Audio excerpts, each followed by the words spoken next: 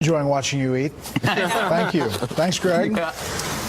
This is a Fox News alert. I'm Brett Baer in Washington. We have breaking news on the Florida midterm election recounts. Unofficial results indicate the governor's race seems settled, but the U.S. Senate race is headed to a manual recount. All this comes as one county misses today's deadline, and a federal judge says the state has become a laughingstock over its persistent election problems. Correspondent Peter Ducey is at Broward County Board of Elections headquarters in Lauderhill, Florida right now, where they did actually meet the deadline today. Good evening, Peter. Good evening, Brett. The recount revealed that the Democrat for Governor Andrew Gillum gained just one vote on the Republican Ron DeSantis. So that race appears to be out of reach for Gillum. However, the Senate race still too close to call after a machine recount that revealed that machines probably won't be taking over elections any cycle soon. We gave a heroic effort. But it wasn't enough. Officials say a substantial number of ballots were not counted in Palm Beach County's recount because the machines couldn't keep up. And now those officials are explaining why they didn't buy newer equipment when they had the chance. I can't responsibly spend $11 million and not make sure that it complies with ADA. Democrats filed a suit to try to extend the recount in Palm Beach, but were denied because officials there hadn't said whether they just needed a few more hours or a few more weeks, which Republican Rick Scott's campaign sees as a red flag. Judge Mark Walker said that he would not make decisions in darkness, that Palm Beach County has not kept him in the loop on their progress, that no one was in the loop on their progress. Democratic Senator Bill Nelson's lawyer is going to court anyway, writing, breaking. We have sued Palm Beach County and the Florida Secretary of State to require a hand count of all ballots in the county due to systematic machine failure during the machine recount. Nelson sits in second place right now, but he's leading with lawsuits filed. His side has filed 8. Rick Scott has filed 6. Scott's campaign isn't just pressuring Nelson to concede. They want him to follow up on reports that some Democrats tried to encourage voters to send in ballots for 2 days after the election. The Republicans' campaign manager says in a statement, Bill Nelson can either stay silent and be in favor of organized fraud by the Democrat Party, or he can do the right thing and demand the immediate resignation of Florida's Democrat Party chair. The most closely watched county since last Tuesday, Broward, managed to submit results of their recount about 15 minutes ahead of the deadline. But the embattled election supervisor, Brenda Snipes, didn't have much to say. We are excited to be at this point. Despite what Brenda Snipes told us 3 hours ago, just before the deadline, 3 minutes ago, we got word that Broward County actually submitted their results 2 minutes late, and they were rejected by the Florida Secretary of State. That means that the official results from the election, the unofficial results, are going to be what stands. That said, Rick Scott's team is telling me they think he will be certified the winner on Tuesday, but they did just lose in court. The 11th Circuit Court of Appeals in Atlanta just denied their appeal to a Nelson motion, which essentially is letting people send in ballots for 2 more days if there was an issue with the signatures. That is something that Nelson really wanted, and that is a loss tonight for the Scott team in court. Brett? So timeout. Broward says they make the deadline. They're all happy that they've finally made the deadline, and then they submit it 2 minutes late past the deadline? That is exactly what happened in the last 3 hours and 15 minutes. Yes. Wow. Peter, thank you. There are serious questions tonight about whether Nancy Pelosi, back here in D.C., will be Speaker of the House when Democrats take over the chamber next year. Pelosi does not yet have a visible challenger. Most expect her to get the gavel again. But Pelosi does have a group of Democrats firmly against her return to the top spot. Chief Congressional Correspondent Mike Emanuel looks at both sides tonight from Capitol Hill. I intend to win the speakership with Democratic votes. But there are signs it certainly won't be easy. Fox has confirmed at least 17 Democrats, some incumbents, others newly elected, have signed on to a letter saying they won't support Pelosi for Speaker. Pelosi hinted at sexism, noting 14 are men. I enjoy a tremendous amount of support from the women in our caucus, from the new members who are women in our caucus, and so I get the upside, I think, of being a woman. You'd have to ask them. If, in fact, there is any misogyny involved in it, it's their problem, not mine. Then there's Ohio's Marcia Fudge, who has openly said she's considering running for Speaker, too. She is the kind of new leader that we need in this party. She's incredible, and that's exactly the kind of leader that I want to see as our next speaker. New York Republican Tom Reed says he's considering backing Pelosi if she endorses some changes in rules that would reduce leadership's control of the agenda on the House floor.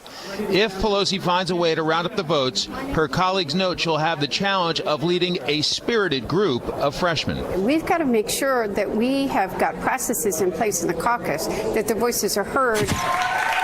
And they are vocal. Congresswoman-elect Alexandria Ocasio-Cortez participated in a protest in Pelosi's office on her first day of orientation. She's pushing for a Green New Deal and wants to work toward the goal of 100% renewable energy. Other Democrats are pushing for Medicare for all, which could cost $32.6 trillion over 10 years, according to a George Mason University study. And there are those, including a likely committee chair, who have called for impeaching President Trump. Impeach 45! A new member of the House GOP leadership says keeping Democrats unified is not going to be easy. I'm sure that Minority Leader Pelosi likes the new energy that's coming in. The problem is most of that energy happens to be socialist. So that's certainly not a recipe for success for the nation or certainly for her party. So far, the only member of Democratic leadership with a declared challenger is South Carolina Congressman Jim Clyburn. Some African-American members are taking offense, noting no one has officially stepped up to challenge Pelosi or whip Steny Hoyer. Some Democrats predict it is going to get ugly. Brett? We'll see. Mike Emanuel live on the Hill. Mike, thanks. Two distinct messages tonight from President Trump. His administration is doing a great job, and the special counsel investigation is not. This comes as the president seeks to clarify his support for a key constituency. Chief White House correspondent John Roberts joins us tonight from the North Lawn. Good evening, John. Brett, good evening to you. With all the talk swirling about possible staff changes at the White House and who will stay and who will go, President Trump today insisted the White House is running smoothly. And he pushed back against recent media reports that his support for the military is lacking. At the Marine Barracks and later at the White House, President Trump reinforcing his support for veterans and the military. The president criticized for canceling a visit to an American World War I cemetery in France last weekend because his helicopter was grounded. Today, President Trump insisting he has gone to great lengths to back the military. The fact is, I've done a lot. I could. Goodbye, everybody. Goodbye, everybody. While praising the military, President Trump took new aim at the Mueller investigation in a series of particularly vitriolic tweets this morning. The inner workings of the Mueller investigation are a total mess, the president wrote. They have found no collusion and have gone absolutely nuts. They are screaming and shouting at people, horribly threatening them to come up with the answers they want. They are a disgrace to our nation and don't care how many lives they ruin. The president also tweeting, universities will someday study what highly conflicted and not Senate-approved Bob Mueller and his gang of Democrat thugs have done to destroy people. The president's renewed attacks on the Mueller investigation, coupled with his appointment of Mueller critic Matt Whitaker as interim attorney general, stoked sharp reaction from Capitol Hill today. The president angrily, wildly, and baselessly ranted about the special counsel's investigation. It doesn't matter to him that his claims have no basis. It doesn't matter to him that his words may degrade faith in our independent law enforcement agencies and the rule of law.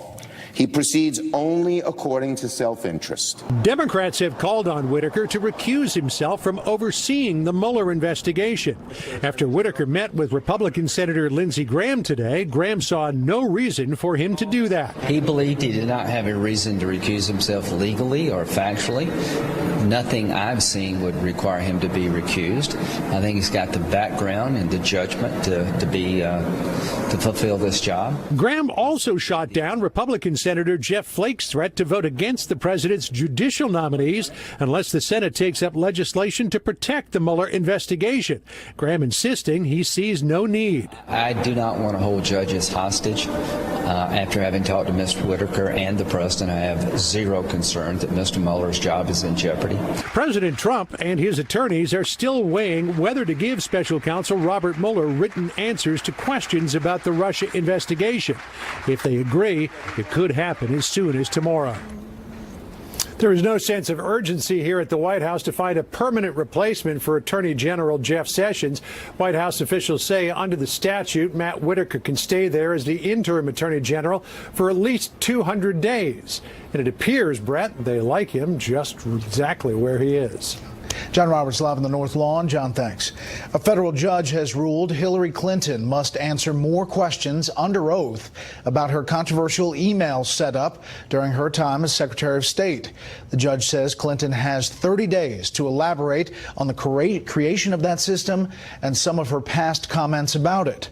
Clinton's use of an unauthorized private email system has been, of course, the subject of investigations and accusations since she left her job. Top executives at Facebook were slow to take action when they became aware of a Russian campaign to use the social media platform to disrupt the 2016 election. That is the contention of a New York Times story today. It says CEO Mark Zuckerberg and COO Sheryl Sandberg, quote, ignored warning signs and then sought to conceal them from public view. The story details how Facebook launched a campaign of damage control, distraction, and heavy-handed Washington lobbying to avoid federal regulation. Facebook's board says it pushed Zuckerberg and Sandberg to move faster on investigating Russian interference on the platform. The board adds suggestions they tried to ignore the information or prevent investigations is grossly unfair. In a conference call with reporters today, Zuckerberg said suggesting he wasn't interested in knowing the truth is, quote, simply untrue. The head of the Food and Drug Administration wants to ban menthol from regular cigarettes, outlaw flavors in all cigars, and tighten rules governing the sale of most flavored versions of electronic cigarettes. FDA Commissioner Scott Gottlieb says he will not allow a generation of children to become addicted to nicotine through e-cigarettes. About half of teens who smoke cigarettes choose menthols, and flavored e-cigarettes have been blamed for a recent increase in teen vaping rates. On the market, stocks were up today. The Dow gained 209. The S&P 500 finished ahead 29. The Nasdaq jumped 123 today. An already thorny situation is becoming potentially toxic tonight for British Prime Minister Theresa May. She apparently thought she had a deal on Brexit, the process of leaving the European Union. But tonight, she faces major dissension and even a challenge to her leadership. Senior Foreign Affairs correspondent Greg Palcott is in London tonight. Political chaos in the center of one of America's most important economic and strategic foreign allies. Some 2.5 years after the British people voted in a referendum 52 to 48% to exit the European Union, a move called Brexit, along with a lot of negotiations, Prime Minister Theresa May presented to the UK Parliament her plan to leave the EU. We can risk no Brexit at all, or we can choose to unite and support the best deal that can be negotiated. Almost no one in the House of Commons seemed pleased. Parliament cannot, and I believe will not, accept a false choice between this bad deal and no deal. That anger has led to resignations in Theresa May's cabinet, including the secretary in charge of Brexit. There is talk that the deal will have to be changed again to get it past Parliament, and there are even efforts by some in her Conservative Party to get rid of May. We can't go on with a Prime Minister who's prepared to sign us up indefinitely to having taxation without representation. In fact, according to the Prime Minister, the deal does take back control from the EU bureaucracy, a major complaint of pro-Brexit voters, including control of immigration, spending and laws. The complaint is, at least for a transition period, the UK would have to follow many regulations of the EU to maintain free trade. Complicated by Northern Ireland, the only bit of the UK which borders an EU country, Ireland. A tough job that makes some have sympathy for May, plus some yearning to stay in the EU. And I also feel sorry for her because we have actually given her an impossible task. We know increasingly in this country and in this House that there is no deal better than staying in the European Union. Prime Minister May said today there would be no second referendum on Brexit. The danger is there'll be no deal either. The UK is set to leave the EU on March 29th next year, one way or another. Brett. Greg Palcott in London. Greg, thanks. Now back here to the U.S., to the California wildfires. President Trump will visit victims in California Saturday. The death toll in the southern part of that state has climbed to 3 as concerns grow about mudslides now. And up in the northern part of California, hundreds of people are combing through charred remains looking for bodies. At least 56 people have been killed so far. Many more still missing. And officials fear more are buried beneath the ashes. Correspondent Claudia Cowan has the latest tonight from the devastated town of Paradise. It was 1 week ago today that Paradise, California became hell on earth. The aftermath of the state's deadliest and most destructive wildfire is still haunting for those who survived. We tried to get back up to see our houses yesterday, and it's going to be 4 months. It's going to be happening. So Paradise is gone. Totally flattened, nothing left but just ashes. You know, it was just heartbreaking because we really thought we were going to go back. And a grim scene for search teams looking for those who didn't make it. Nearly 500 people and 24 cadaver dogs now combing through the ashes. The Butte County Sheriff says dozens are still unaccounted for, and the death toll keeps rising. During the course of our searches, an additional 8 human remains were recovered. That brings the total up to 56. Adding to the misery, an outbreak of the contagious flu-like norovirus at an evacuee shelter. I thought it was just the food. I was like, it didn't settle right for me, and it just, out of nowhere, it just hit me really hard. Healthcare workers say they're doing everything possible to stop the spread. We're doing a lot of cleaning, a lot of wiping down of any surfaces that have a contact with food, and certainly educating our people that are in the shelter to often wash their hands and pay a lot of attention to hygiene. In Southern California, federal and state officials assessed the damage from the nearly 100,000-acre Woolsey fire. The Secretary of the Interior promising the federal government will continue to work hand in hand with California. Going forward, the governor and I agree, and there's no silver bullet to these fires. The seasons have gotten longer, the temperatures are hotter, we're in the midst of a historic drought. The solution is working together. Calmer winds are helping fire crews gain the upper hand. They hope to get full containment on both of these fires by the end of the month. But smoke is making the air quality so bad, classes are being canceled in the San Francisco Bay Area, 170 miles away. Brett. Smoke all across the West. Claudia Cowan live in Paradise again tonight. Claudia, thank you. Up next, Saudi Arabia says it will seek the death penalty for the murderers of a Saudi journalist. Why that may not satisfy the U.S. and other nations. First, here's what some of our Fox affiliates around the country are covering tonight. Fox 4 in Dallas says a suspected serial killer is linked to more than 90 murders across the country. The Wise County Sheriff's Department says 78-year-old Samuel Little has cooperated and provided details for killings going back to the 1970s. Little is currently serving a life sentence for murders of 3 women. Fox 7 in Austin, Texas, where 6 women are suing the Catholic Diocese of Austin, the bishop, and 1 priest for sexual abuse they say was swept under the rug. The victims say they reported the abuse to the diocese, but instead of firing the priest, he was moved to another parish. The diocese says the priest has been placed on leave twice and remains on leave at this time.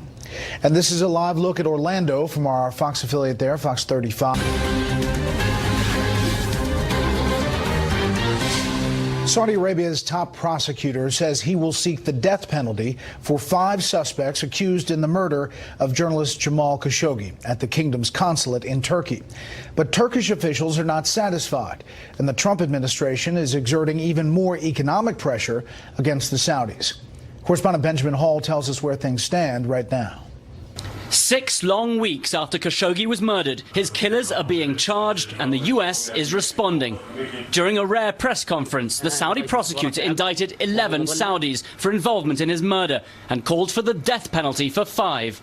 Hours later, the U.S. Treasury Department announced sanctions on 17 Saudis in connection with the case, freezing their assets and prohibiting Americans from doing business with them, saying, quote, "Our action today is an important step in responding to Khashoggi's killing. The State Department will continue to seek all relevant facts and hold accountable those involved in the killing of Jamal Khashoggi." The move comes 4 weeks after Secretary Pompeo traveled to Saudi Arabia to demand answers. And today, the Saudi foreign minister reiterated that the royal family had nothing to do with it. His Royal Highness the Crown Prince has nothing to do with this issue. In fact, the National Security Advisor in the US said this. This was a rogue operation. Today, Turkey said the Saudi explanation fell well short of their expectations. We think that these steps are positive, but insufficient. Those ordering this murder need to be uncovered. The Saudis have accused General Ahmed al-Assiri, deputy Saudi intelligence chief, of giving the order. Apparently, he believed Khashoggi was a national security threat and had been working with foreign countries. The Saudis say the team had planned to bring him home, but it went wrong after a fight. They continue to claim his dismembered body was given to a local collaborator, and they have no idea where it is. These sanctions are the first tangible steps by the US, but many people feel that the real culprits, those at the top, remain unpunished. Brett? Benjamin Hall in our Middle East newsroom. Benjamin, thank you. Up next, why celebrity attorney Michael Avenatti says he is the victim after his arrest on domestic violence charges. First, beyond our borders tonight, South Korea exploded a frontline guard post today. The move is part of agreements signed in September with North Korea to reduce animosity that sparked last year's fears of war. South Korea says the North is demolishing its guard posts as well. Also today, North Korean media reports Kim Jong-un has inspected a test of a newly developed and unidentified high-tech weapon. Afghan officials say 30 policemen were killed in a blistering overnight attack by the Taliban on an Afghan police outpost in western Farah province. It was the latest in a series of brutal and near daily Taliban assaults on the military and police forces, government, and other installations throughout Afghanistan. The Pentagon says it will reduce its forces in Africa by 10% over the next several years. There are about 7,200 Defense Department personnel operating on the continent. The stated reason is to shift the military's attention towards security threats from Russia and China, many of them in cyber. Just some of the other stories beyond our borders tonight. We'll be right back.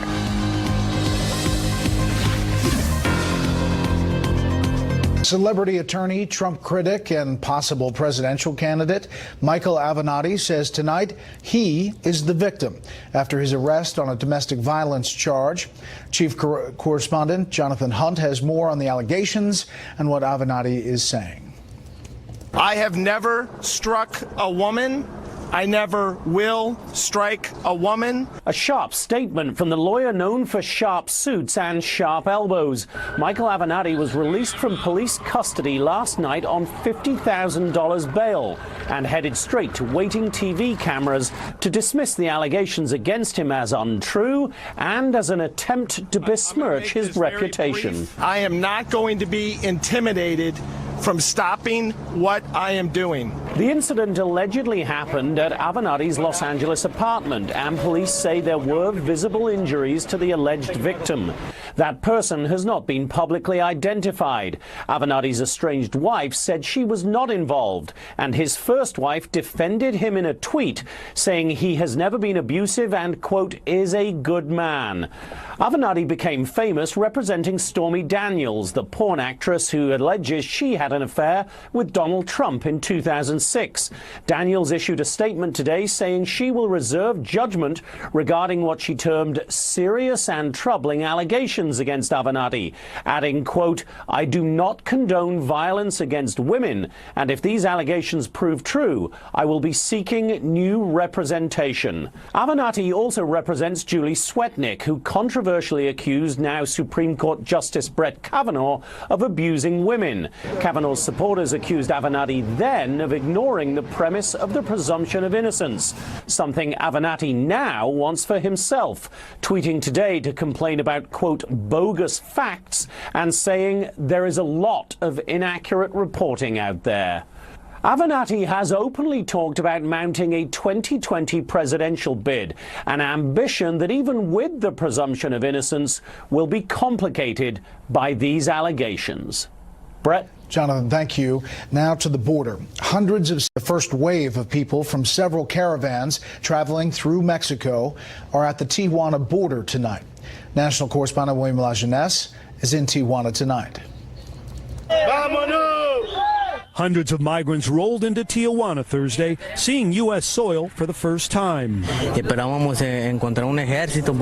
We expect to find an army because people said they would be waiting. Imposing but not as fearsome as some thought. Agents patrolled in helicopters and ATVs, while contractors welded razor wire to the border fence. We came to this place so that the children can see the beach. After pledging to stay together for safety, these migrants raced ahead, leaving behind thousands more waiting for transportation. It's helping them a lot, especially the women with children, with the babies, pregnant women. They need those buses. Back in Tijuana, uncertainty. Waiting to look for a job. Most do, but U.S. officials say ambition is irrelevant. Mexico has already offered asylum to these individuals. Your asylum claim here, unless it's fear from Mexico, is not going to probably go well. You will be arrested and you will be prosecuted and you will ultimately be returned to your country. Border officials say they apprehended a dozen caravan migrants Wednesday night, some near the beach, others in the mountains east of San Diego. Social worker Judith Castro believes the caravan got bad advice coming north. Somebody has to inform them. Somebody has to let them know, hey, it's not going to be easy, because it's not. The border is not closed, officials stress, but caravan migrants are expected to get in line like everyone else. We will not deny access to the ports of entry, but we may ask undocumented persons to wait until we have the capacity to process them.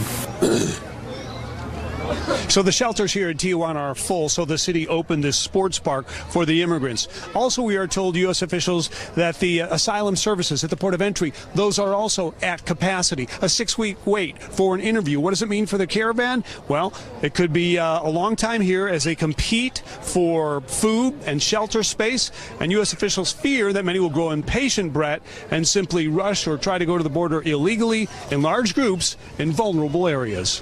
Brett? William Lajeunesse live with parts of that caravan in Mexico. William, thank you. Country music singer Roy Clark has died. Clark is best known for hosting the comedy program Hee Haw for almost 25 years. A spokesman for Clark tells Fox News the performer died today at his Tulsa, Oklahoma home due to complications from pneumonia. Roy Clark was 85. I have overwhelming support in my caucus to be Speaker of the House, and certainly we have many, many people in our caucus who could serve in this capacity. I happen to think that at this point I'm the best person for that. Do you have a candidate in mind, or would you stand yourself for the post? I just might. You just might what, have a candidate or stand yourself for the post? Either way. Oh. Maybe. No, I'm just joking. I don't plan to run. Right. There are a number of people who I think are capable. And so we're exploring, talking to those people.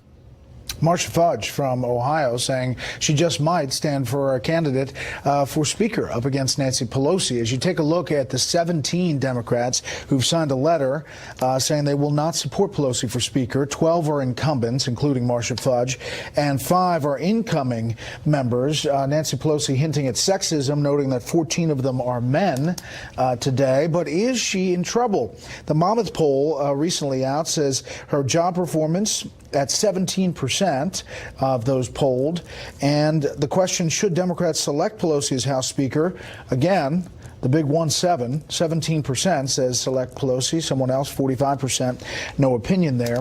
What about this power struggle on the Democratic side? Is it a split? Let's bring in our panel. Byron York, chief political correspondent of the Washington Examiner. A.B. Stoddard, associate editor at Real Clear Politics, and Katie Pavlich, news editor at townhall.com. A.B., there is dissension. Pelosi, is usually good at cracking the whip and getting people to come to line. Is that the case this time? Well, there's more than 17 people. At one point, there were 37 Pelosi refusers. These are just the These are the people. That's very hard to do. And so there's more dissent that's conditional. And that means if there was an opponent, and it doesn't really, amount to much that Marcia Fudge has said she's considering doing it, but she doesn't have a juggernaut behind her. And so there are people that would jump if they knew that they wouldn't be punished and there would be an alternative. That makes a potential problem for Speaker Pelosi. But she is very, very good at cracking that whip. She made sure that the people that were out on the campaign trail saying, I'm not going to support her, didn't use the word vote, so that when she came, they knew that she helped them get through their primary, that she got the riffraff out of the way for them, that she helped them win their general, and she's going to be handing out a lot of candy. The people who think that it's worth it are like Republicans a decade ago who would say, of Tom DeLay, nobody has to like him, but he gets the job done. I think it's a mistake to go with Pelosi, but I think in the end they will, because they don't have enough of a force behind. All right, Byron, here is Kathleen Rice on how opponents would defeat Pelosi. The first thing is that we have to show that the leader cannot get to 218, which she won't be able to. And I think you're going to see people emerge. I'm glad to see that Marcia is thinking about it. And I think once we show that the leader can't get to 218, you're going to see other people throw their hat in the ring, too. Byron. Well, the phrase that we've been hearing around Capitol Hill for a while, which is you can't beat somebody with nobody. And I think that's still the case. I mean, perhaps Marcia Fudge or somebody else will throw their hat in. What you just heard from Kathleen Rice is really kind of a Hail Mary, which if they can simply prove that Pelosi doesn't have the votes, then maybe somebody will come in chink in the armor and unite us all. And I just think this is a scenario that's very, very unlikely to happen. Just time out. This is what happened with Republicans when Kevin McCarthy didn't have the votes. The consensus candidate came in, Paul Ryan, reluctantly at first, and he ended up being Speaker. There was a lot of talk about Paul Ryan being Speaker of the House before that happened. True. Who is being talked about as the Speaker of the House here? Just nobody. Right. All right. The other thing is that Democrats looking now, as these other races are being called, you look at the balance of power here so far, the new balance of power, Democrats picking up a net gain of 35 seats so far, but there are a number of seats yet to be called. They could end up at 36, 37, maybe even 39. That's starting to get into blue wave territory there, Katie. It certainly is, as we wait for the official end results of this election that seems to continue to drag on. But I want to go back to Nancy Pelosi. Even with the new numbers, the big question is going to be if she does get the speakership, which she probably will, based on the Never Pelosi movement probably dying out once they realize she is the only choice.